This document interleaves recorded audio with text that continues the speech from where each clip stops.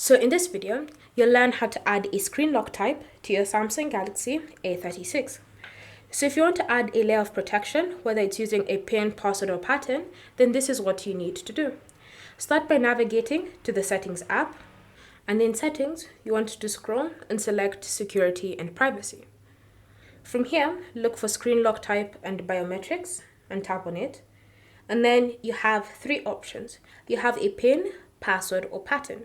So it's completely up to you to decide which option suits your preferences.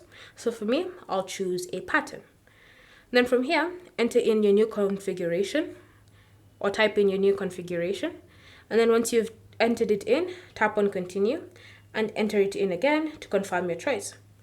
Once you've done that, you'll now notice that whenever you navigate to the lock screen, like this, if you ever want to unlock your device, you'll notice that you have to enter in either your PIN, password, or pattern. And so by doing this, you've added an extra layer of security. If someone doesn't know your PIN, password, or pattern, they won't be able to unlock your device.